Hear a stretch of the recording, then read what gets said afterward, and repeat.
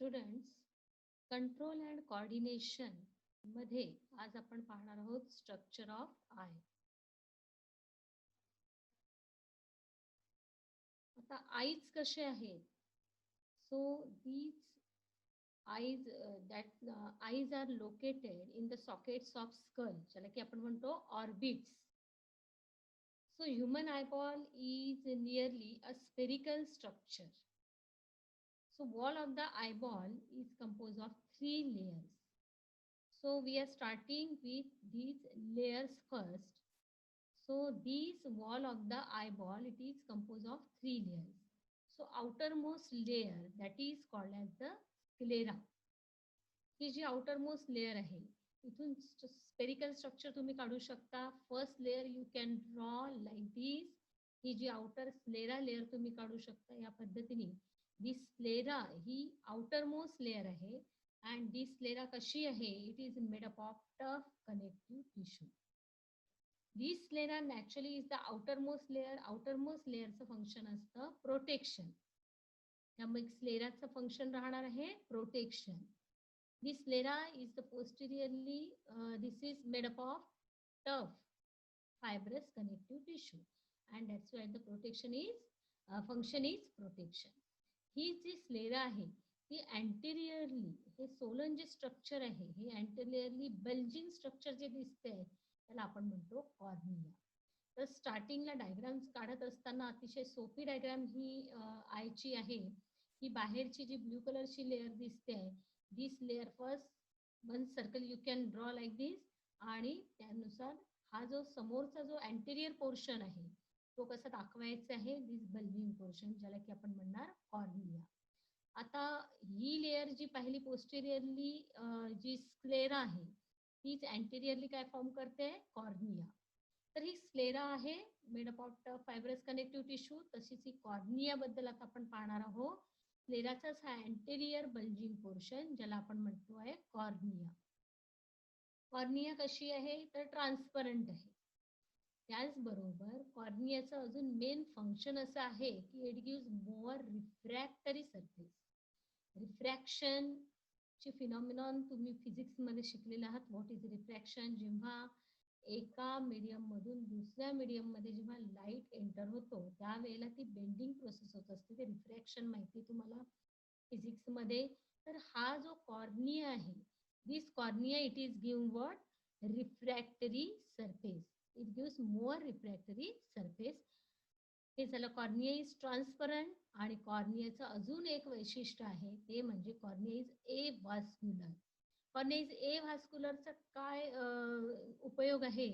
तर ए व्हास्क्युलर असल्यामुळे जेव्हा आय सर्जरी होते त्यावेळेला या कॉर्नियाचं जे ट्रान्सप्लांटेशन केलं जातं, so it is not rejected.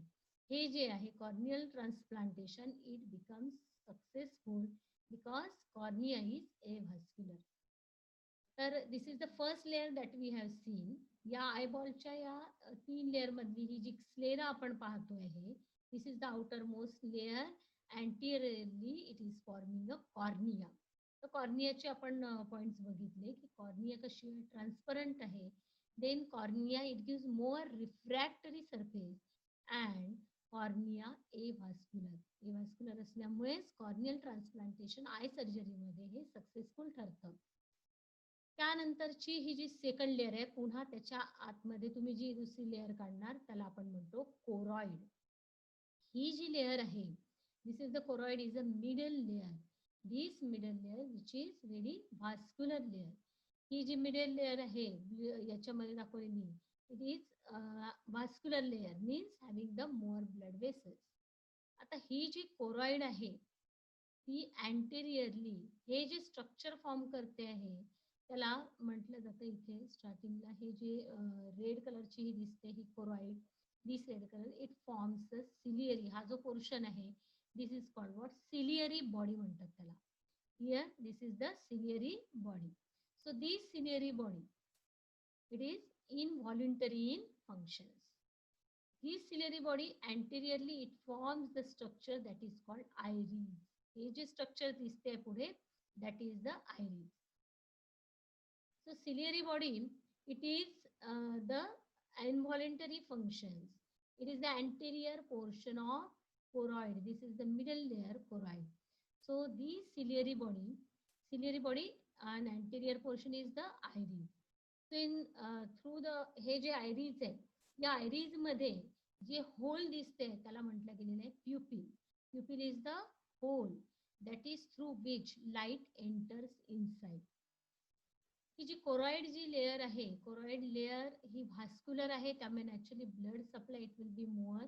आणि दुसरं महत्वाचं फंक्शन कोरॉइडचं असं आहे की स्कॅटरिंग ऑफ द लाईट ते होऊ देत नाही. जेव्हा लाईट एंटर होतो त्यावेळेला लाईटचं जे स्कॅटरिंग आहे ते प्रिव्हेंट केलं जातं. तर लाईट मेकॅनिझम, लाईटद्वारे इमेज कास्टिंग कसं होतं हे सगळं फिजिक्समध्ये तुम्ही डायग्रॅमॅटिकली ऑलरेडी शिकलात 10 पासून. आता इथे तुम्हाला आय स्ट्रक्चर आपण डिटेलमध्ये पुन्हा घेतो आहोत. तर बाहेरची जी लेअर आपण पाहिली स्क्लेरा, त्याचं अँटेरियर जे मॉडिफिकेशन आपण बघितलं कॉर्निया. देन सेकंड जी लेअर आहे ती म्हणजे कोरॉइड. ती अँटेरियरली इथे सिलियरी बॉडी फॉर्म करतात आणि त्याचा अँटेरियर पोर्शन म्हणजे हा जो आयरीज आहे, दीज आयरीज. आणि यामध्ये जे काही होल आहे त्याला म्हटलं गेलेलं आहे प्युपिल. तर प्युपिल मधून काय होतं actually, this is the hole through which light enters inside. तर light enter through which part असा जर क्वेश्चन विचारला तर that the answer it will be pupil. But amount of the light it is regulated by, असा जर question आला amount of light regulated by, then you can say this iris. तेव्हा answer राहणार आहे त्याचं iris. Amount of light regulated because हे जे irises आहे दिस स्ट्रक्चर, तर ते कमी किंवा जास्त होऊ शकतं. त्यामुळे दिस प्युपिल हे लार्ज किंवा स्मॉल केलं जाऊ शकतं on the basis of iris. आणि त्यानुसार जी लाईट किती प्रमाणात आतमध्ये यायचा, amount of light it will be decided on the basis of the iris. हे जस्ट लाईक ए शटर सारखं ऍक्ट होतात. This is the structure iris. And iris is having the different types of the colors. Someone is having the gray colors of the eyes, we can say black color, blue color. So this is the part what iris. It gives the pigmentation. So ही जी pigmented आणि vascular layer आहे, this is the choroid anteriorly forming the ciliary body, which is the involuntary function. And this anterior portion that is called as the iris. And it is having the little one hole that we call it as the pupil through which light enters inside. आता या झाल्या 3 layers. Outermost sclera, inner जी आहे, middle जी आहे त्याच्या inner, ज्याला आपण middle layer म्हणू, ती झाली कोरॉइड. आणि त्याच्या आतमध्ये ही जी लेअर दिसते आहे that is inside layer, it is called what, retina. He retina पण तुम्ही बघाल तर ही कम्प्लीट युनिफॉर्म नाहीये, इथे थोडासा वेवी पोर्शन इथे दाखवतोय. तर ही जी आहे that layer it is called as the retina. तर या 3 लेयर्स आहे, these are the wall of the eyeball. So now we are going to see the next structure that is the lens. आता हे जे सिलियरी बॉडीनी जे hold करून ठेवलेलं आहे हे याला आपण म्हणणार लेन्स. सो लेन्स कसा आहे तर क्रिस्टलाइन, इलॅस्टिक इन नेचर, त्यामुळे लेन्सला कसं आहे फ्लेक्झिबिलिटी. तर या लेन्स पासून हे जे सिलियरी बॉडी, इथे हे काही लिगामेंट्स दिसतात आहे, हे असे बारीक लिगामेंट्स आहेत. या लिगामेंट्सला पण नाव आहे सस्पेन्सरी लिगामेंट, इथे लेबल केलेलं आहे बघा. तर दिस इज व्हॉट, सस्पेन्सरी लिगामेंट. आता हे जे स्ट्रक्चर आपण पाहिलं की ही जी कोरॉइड लेअर आहे आणि सिलियरी बॉडी फॉर्म केलेली आहे अँटेरियरली, आणि पुढे हे अँटेरियर पोर्शन आयरिस दिसते.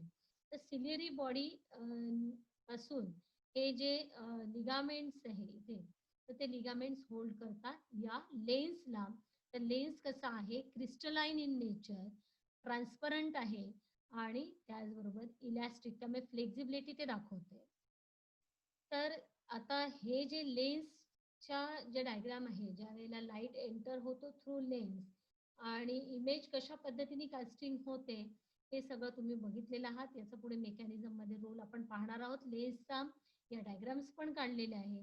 So this is the simple structure of I मध्ये आयबॉलचे या 3 लेअरचा महत्वाचे हे जे पॉइंट्स आपण बघितले याच्यामध्ये की 3 लेयर्स कशा पद्धतीने अँटेरियरली स्ट्रक्चर फॉर्म करतात. तर याच्यामध्ये आता हा जो लेन्स आहे या लेन्स मध्ये दोन चेंबर इथे तयार झालेले तुम्हाला दिसेल. या लेन्स मध्ये आणि कॉर्निया मध्ये हे जे चेंबर दिसते याला आपण म्हणतो अँटेरियर चेंबर जे आहे त्याला आपण म्हणणार ॲक्वियस ह्युमर. हे इथे जे काही लिक्विड असतं ते लिक्विडला म्हटलं गेलेलं आहे ह्युमर, ॲक्वियस ह्युमर. जे वॉटरी फ्लुइड जे आहे that is present in between the cornea and lens. तर त्याचबरोबर हे जे लेन्स आहे आणि रेटिना याच्यामध्ये हे जे काही फ्लुइड आहे त्याला म्हटलं गेलेलं आहे vitreous humour and this chamber is called as the vitreous chamber. तर हे जे हा जो पार्ट आहे लेन्स आणि रेटिना, इन्नर रेटिना यामधला हा जो स्पेस आहे याला म्हटलं गेलेलं आहे vitreous chamber which is filled with a viscous fluid. ते विस्कस फ्लुइड जे आहे त्याला म्हटलं गेलेलं आहे विट्रियस ह्युमर. आणि मग विस्कस फ्लुइडचा रोल काय आहे तर या आयबॉलला शेप देण्याचं काम हे विट्रियस ह्युमर करत असतं. त्याचबरोबर इथे अँटेरियरली हे जे आपण बघितलं हे चेंबर यामध्ये हे जे ॲक्वियस ह्युमर म्हणून आहे this is very important.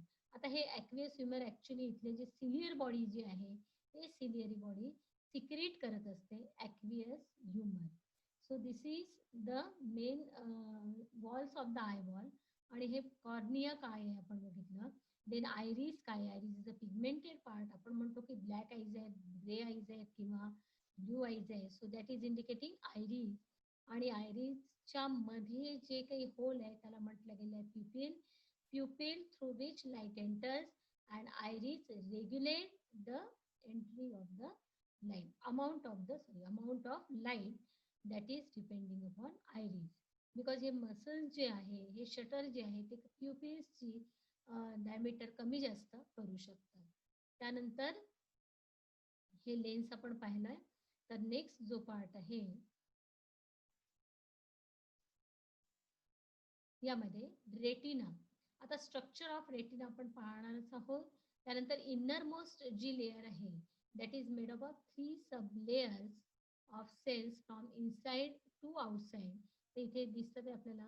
Then by photoreceptor cell ही जी आहे epithelial cell, photoreceptor cell outermost दिसते sclera, then choroid layer and this pigment epithelium. Photoreceptor cell आपण ज्याला म्हणू photo receptor cells. So this photo receptor cells मध्ये इथे rod आणि कोन सेल्स दाखवलेले आहेत. Rod cells and cone cells. Retina ही जी लेअर आहे या रेटिना लेअर मध्ये या फोटो रिसेप्टर सेल्स असतात म्हणजे रॉड अँड कोन सेल्स.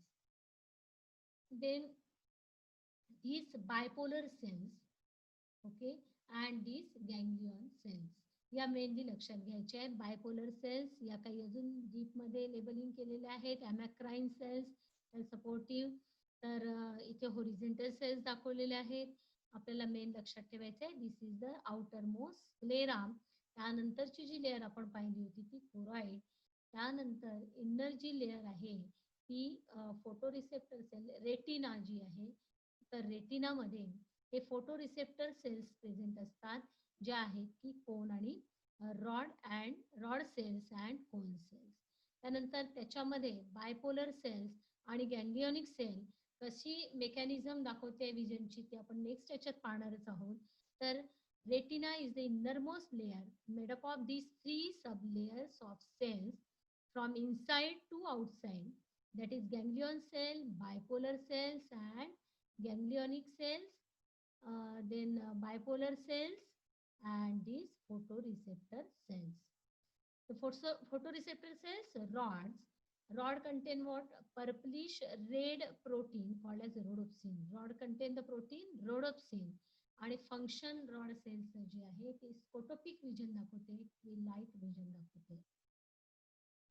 तर दिस रॉड सेल्स शोईंग दिस स्कोटोपिक विजन याच्यामध्ये. आणि कोन सेल्स आहे, cones are of 3 types which contain their own इथे their own characteristics photo pigment that respond to red, green and blue light. So these cone cells, rod cell and cone cells. So color vision देणारा cells that is the cone cells and black and white म्हणजे images जे आहे ते आपल्याला rod cells जे आहे ते देतात. तर cone cells show photopic vision आपण म्हणू किंवा colour vision cone cell and rod cells it is showing scotopic vision म्हटलं जातं किंवा twilight vision night. This is and cone cell it is showing the daylight vision and it is called as photopic vision आपण consider करू शकतो किंवा daylight it is giving the color vision and rod cells having the protein rhodopsin it is giving what that is black and white images. Okay, so this is the retina which is having the photoreceptor cell.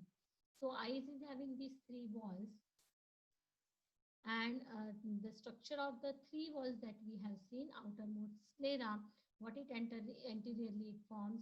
त्यानंतरची layer पाहिली choroid.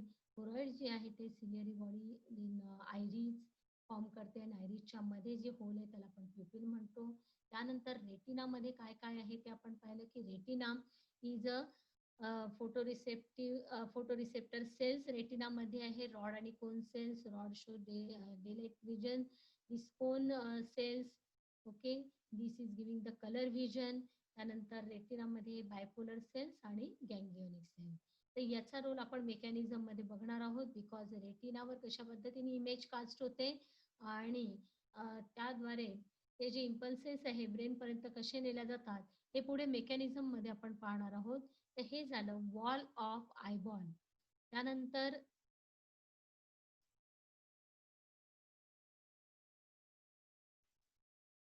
Next जो part आहे अजून याच्यामध्ये बघता येईल बघा blind spot. आता इथे ब्लाइंड स्पॉट म्हणून दिलेलं आहे. ब्लाइंड स्पॉट काय आहे? दिस ऑप्टिक नर्व विच इथून दिसते तुम्हाला की this spot from where the optic nerve it leave. तर हे जे स्ट्रक्चर तुम्हाला आपण बघितलंय आता की the eyeball is having this three walls आणि हे हा जो पॉइंट आहे the point from where the optic nerve it leave the eyeball तो पॉइंट म्हणजे ब्लाइंड स्पॉट. इथे rod and cone cells are absent त्यामुळे त्याला आपण म्हटलं गेलेलं आहे blind spot because rods and cone cells are absent. Photoreceptor cells are absent आणि इथून ऑप्टिक नर्व आणि ब्लड वेसल्स इथून लिव्ह करतात म्हणून त्याला आपण म्हणतो blind spot.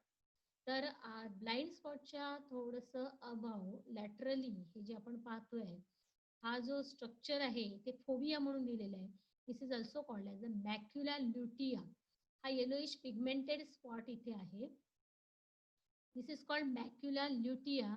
This is present about this blind spot आणि याच्यामध्ये एक छोटंसं जो सेंट्रल पीट आहे त्याला म्हटलं गेलेलं आहे phobia. So this structure it is called what? Macula lutea. This is yellowish pigmented spot. This is present lateral to the blind spot and having central pit. This is called what? Fovea. Then aqueous chamber and vitreous chamber. Just we have seen what is the aqueous chamber and vitreous chamber. The vitreous chamber मी तुम्हाला सांगितलं की this is giving the nourishment. It contains many iron, calcium, whatever the minerals, and it is the viscous in nature. This is formed in between the lens and the retina. So in vitreous chamber, this viscous fluid is the vitreous humor and that is the lens and cornea.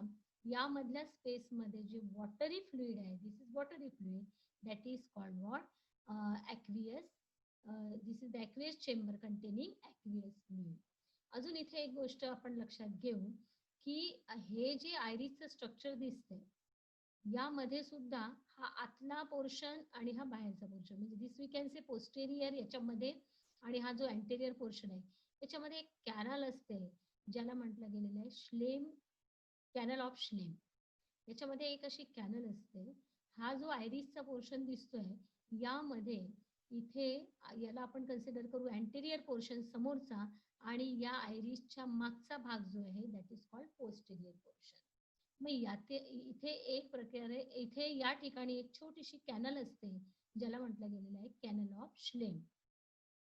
मग आता यामध्ये होतं काय की हे जे watery fluid जे आहे हे सिलियरी बॉडी जे आहे इथलं जे वॉटरी फ्लुइड आहे ॲक्वियस ह्युमर ज्याला आपण म्हणतो हे कोण सिक्रेट करते तर सिलियरी बॉडी सिक्रेट करत असते.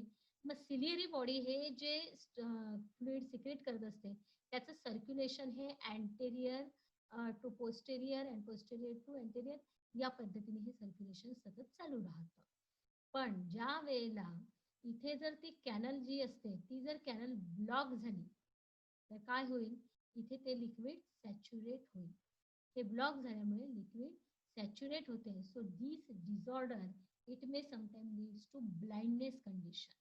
त्यामुळे इथे एक प्रकारचं प्रेशर क्रिएट होईल आणि ते जे फ्लुइड आहे ते त्या कॅनलमधून आतल्या पोस्टेरियर पोर्शनला जाऊन पुन्हा हे सिलिअरी बॉडी त्याला ॲब्झॉर्व करत राहते सतत.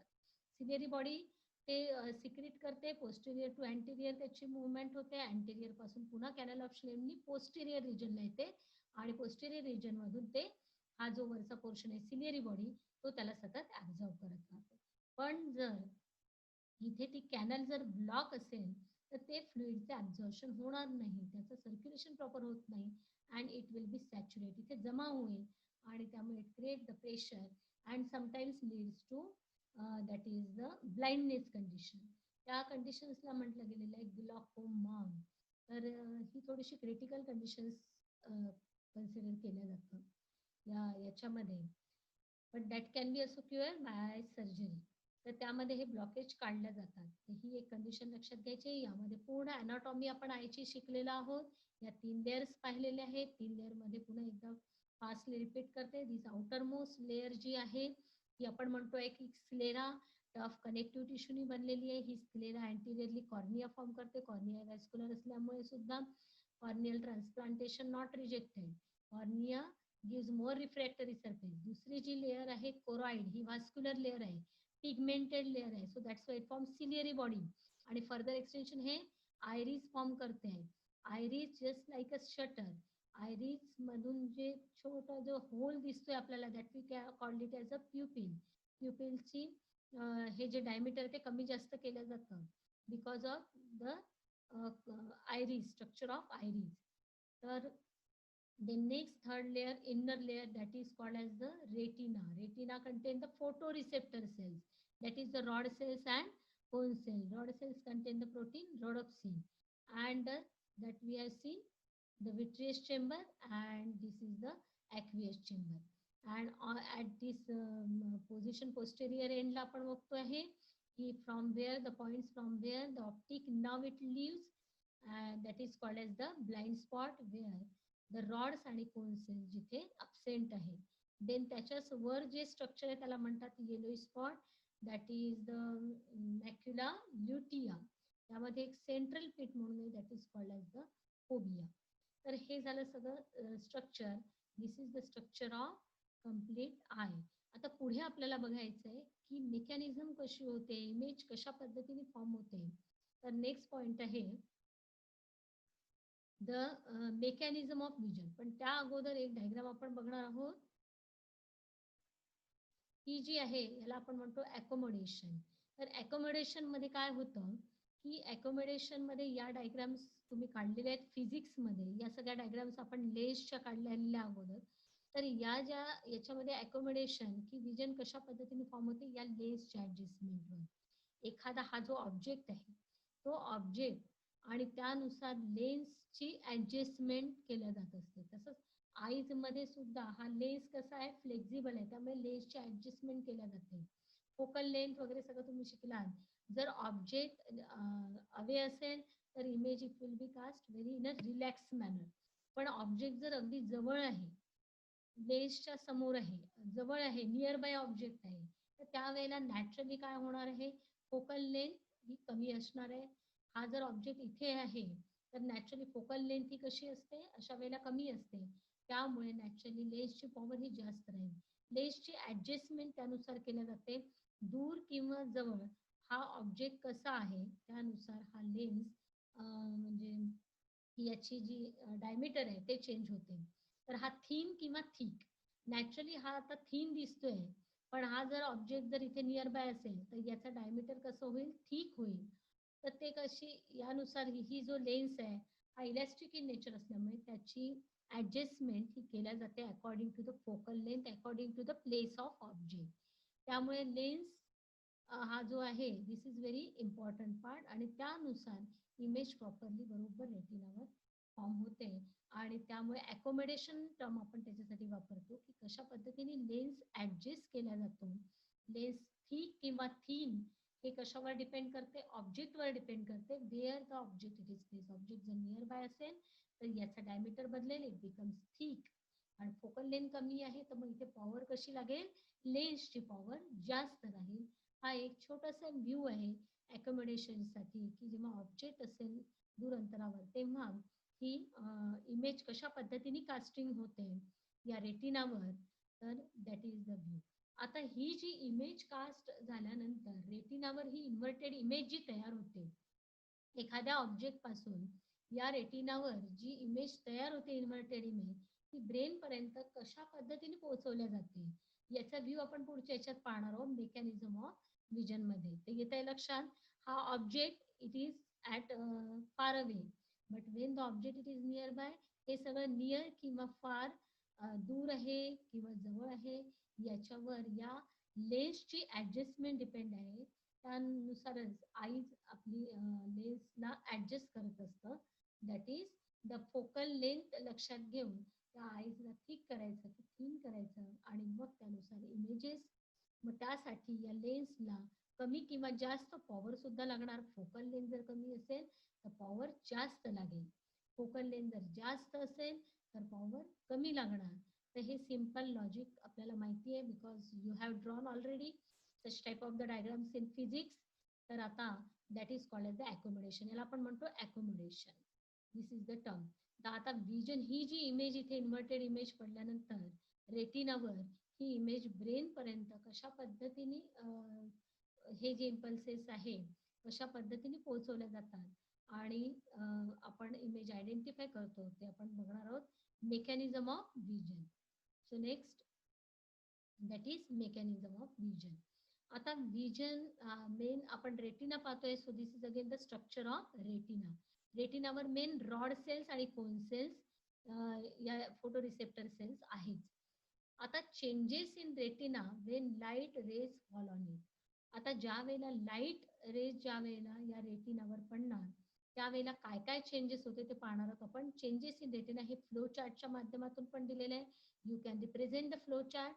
अतिशय सोप्या पद्धतीने हा फ्लो चार्ट लक्षात घेऊन सुद्धा तुम्ही ही मेकॅनिझम एक्सप्लेन करू शकता. This is a simpler diagram and simpler flow chart. तर या पद्धतीने मेकॅनिझम इझिली लक्षात येईल. Changes in retina when light rays fall on it. Light falls on rod and cone cells in retina. मग काय होणार, breaking up of light sensitive pigment by specific wavelength of light.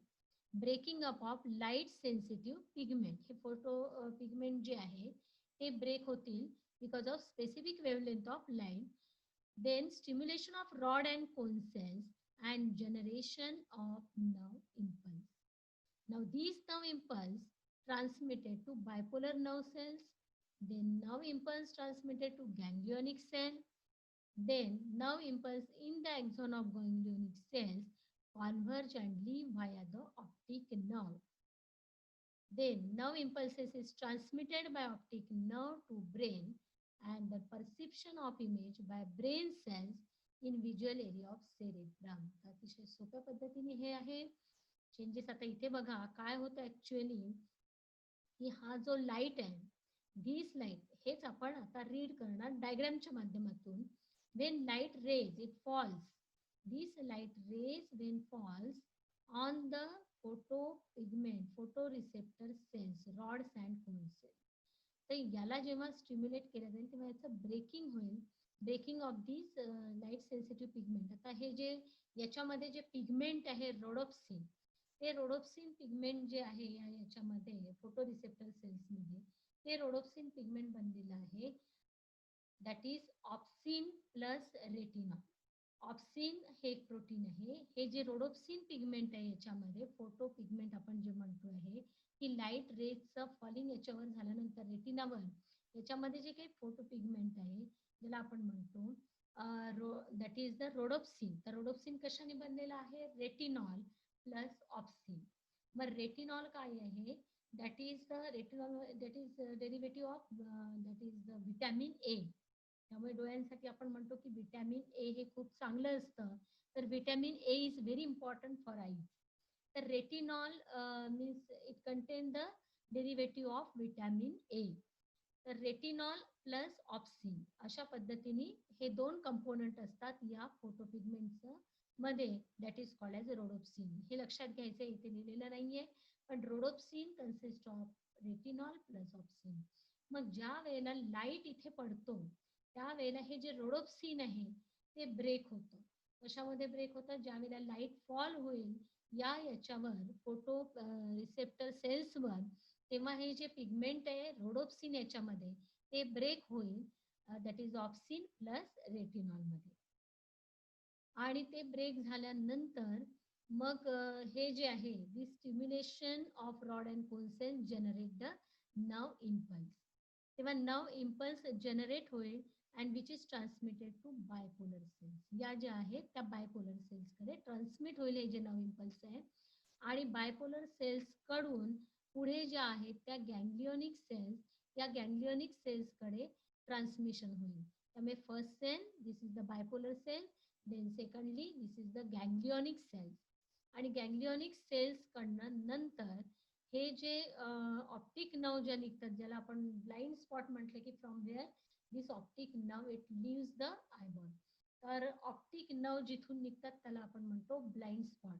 So this is the blind spot. इथून आता गँग्लिओनिक sale नंतर हे जे एक्झॉनिक fibres आहे हे कुठे जाणार? Central nervous system, brain. इथे एक तिसऱ्या प्रकारच्या सेल्स असतात, तर तो पॉइंट आपल्या याच्यामध्ये इन्क्लूड नाहीये. आणि त्यानंतर हे जे आहे हे जे इम्पल्सेस आहे ते इम्पल्सेस कॅरी ऑन होतात सेंट्रल नर्वस सिस्टीम म्हणजे ब्रेनमध्ये ऑप्टिक रिजन आपण पाहतो, specially visual area, that is the cerebrum. तर सेरेब्रम मध्ये that is the optic region जो आहे तिथे हे इम्पल्सेस जे आहे ते कन्व्हे केल्या जातात आणि त्यानुसार इमेज जी आहे ती आयडेंटिफाय केल्या जाते. तर या पद्धतीने ही मेकॅनिझम होते. पुन्हा एकदा शॉर्टमध्ये लक्षात घ्या की ही वॉलमध्ये हे जे आपण वॉल पाहिल्या होत्या 3 लेयर्स बघितल्या, outer most sclera, middle choroid आणि इन्नर जी आहे ती म्हणजे रेटिना. तर या रेटिनामध्ये हे फोटो रिसेप्टर सेल्स आहे आणि रेटिनावर इमेज ही कास्ट होत असते. ती इन्व्हर्टेड इमेज जी आहे ती इमेज जेव्हा कास्ट होते तेव्हा इथे काय चेंजेस होतात? तर याच्यामध्ये फोटो रिसेप्टर सेल्समध्ये जे रोडोप्सिन आहे ते रोडोप्सिन लाईट फॉलिंगमुळे ब्रेक होणार. रोडोप्सिनचं कन्व्हर्शन होते ऑप्सिन प्लस रेटिनॉल मध्ये. आणि मग obscene retinol is the derivative of vitamin ए. आणि ऑप्सिन हे मेन प्रोटीन आहे, त्याच्यामध्ये स्ट्रक्चरल चेंज झाल्यामुळे ते जे इम्पल्सेस आहे ते कॅरी ऑन होतात. इथे ऍक्शन पोटेन्शियल जनरेट होते. ऍक्च्युली रोडोप्सिन ब्रेक झाला, रोडोप्सिन मधनं ऑप्सिन प्लस रेटिनॉल. रेटिनॉल सांगितलं मी व्हिटॅमिन ए डेरिव्हेटिव्ह, पण ऑप्सिन जे आहे ते प्रोटीन आहे. मग ऑप्सिनमध्ये ऑप्सिनच्या स्ट्रक्चरमध्ये चेंज झाल्यामुळे इथे मेम्ब्रेन परमिएबिलिटी क्रिएट होते, ऍक्शन पोटेन्शियल जनरेट होते. ऍक्शन पोटेन्शियल जनरेट झाल्यामुळे हे जे नर्व इम्पल्सेस आहेत ते बायपोलर सेल्स कडून गँग्लिओनिक सेल्सकडे ट्रान्समिशन हे होत राहते. पहिल्या सेल्स बायपोलर सेल्स, इथे ऍक्शन पोटेन्शियल जनरेट झालेले आहे, मेम्ब्रेन परमिएबिलिटी. त्यानंतर हे जे आहे बायपोलर सेल्सकडे ट्रान्समिशन झालेलं आहे नर्व इम्पल्सेसचं. त्यानंतर बायपोलर सेल गँग्लिओनिक सेल्सकडे आणि गँग्लियस सेल्स कडून हे सगळे जे एक्झॉनिक फायबर्स आहे ते ऑप्टिक ब्लाइंड स्पॉट कडून, हा जो ऑप्टिक नर्व ज्याला आपण म्हणतो, ही कम्प्लिटली हे axonic fiber it forms optic nerve. आणि ही ऑप्टिक नर्व जाते ब्लाइंड स्पॉट वरून सेंट्रल नर्वस सिस्टीम म्हणजेच ब्रेन कडे, दॅट इज द रिजन मेन सेरेब्रम. सो या पद्धतीने ही मेकॅनिझम होत असते. याला आपण म्हणतो this is the mechanism of vision. तर इथे ही क्लिअर दिलेली आहे mechanism in the flow chart आणि डायग्रामॅटिकली पण अतिशय सोपं आहे. फक्त याच्यामध्ये लक्षात घ्यायचं आहे this pigment epithelium containing these cells, याच्यामध्ये जे पिगमेंट आहे रोडोप्सिन ते ब्रेक होत असते ऑप्सिन प्लस रेटिनॉल. तर यामध्ये काय होतं की रोडोप्सिन केव्हा ब्रेक होते हे पिगमेंट ज्या वेळेला लाईट फॉल होतो. त्यामुळे बरेच वेळा आपण पाहतो की जेव्हा आपण उजेडातून अंधाऱ्या रूम मध्ये जातो किंवा कधी कधी थिएटरमध्ये एंटर होतो तेव्हा थोड्या वेळ करता आपल्याला एक कुठलीच गोष्ट दिसत नाही, काहीही दिसत नाही. याला कारण काय आहे? कारण की जेव्हा आपण लाईट मध्ये असतो त्यावेळेला लाईट काय करते, या रोडोप्सिनला ब्रेक करत असते ऑप्सिन प्लस रेटिनॉल मध्ये. त्यावेळेला रोडोप्सिन ब्रेकिंग कंडिशन मध्ये आहे. आणि ज्यावेळेला तुम्ही थिएटरमध्ये एंटर केलंय आणि अशा कंडिशन मध्ये डार्कनेस आहे, त्यावेळेला काय होतं, कारण त्यावेळेला आपल्याला काहीच दिसत नाही, कारण की ऑलरेडी जे रोडोप्सिन आहे ते ऑप्सिन प्लस याच्यामध्ये रेटिनॉल मध्ये ब्रेक झालेलं असतं. आणि ज्या वेळेला आपण डार्क रूम मध्ये गेल्यानंतर हे जे ऑप्सिन आहे प्लस दॅट इज रेटिनॉल हे एकमेकांशी पुन्हा कंबाईन होऊन पुन्हा रोडोप्सिन तयार करण्याचं काम करत असतं आणि थोड्या वेळातच आपल्याला पुन्हा दिसायला लागतं. So this is the main reason की how the mechanism takes place. Light ज्या वेळेला या फोटोरिसेप्टर सेल्सवर पडल्यानंतर त्याचं मेन ब्रेकिंग होतं आणि रोडोप्सिन ब्रेक झाल्यानंतर रेटिनॉल आणि ऑप्सिन तयार होते. ऑप्सिन मध्ये चेंज झाल्यामुळे membrane permeability which create action potential. Action पोटेन्शियलमुळे नर्व इम्पल्सेस बायपोलर सेलकडे, बायपोलर सेलकडून गँग्लिओनिक सेलकडे, गँग्लिओनिक सेल्स कडून पुढे हे जे optic nerve through that is central nervous system. तर ही झाली मेकॅनिझम. तर आज डिटेलमध्ये आज आपण पाहिलेलं आहे स्ट्रक्चर ऑफ आय आणि मेकॅनिझम ऑफ विजन. नेक्स्ट आपला पार्ट असणार आहे स्ट्रक्चर ऑफ इयर. ओके, इयरचं आपण पाहणार आहे, that is stato acoustic organ. So we will stop here.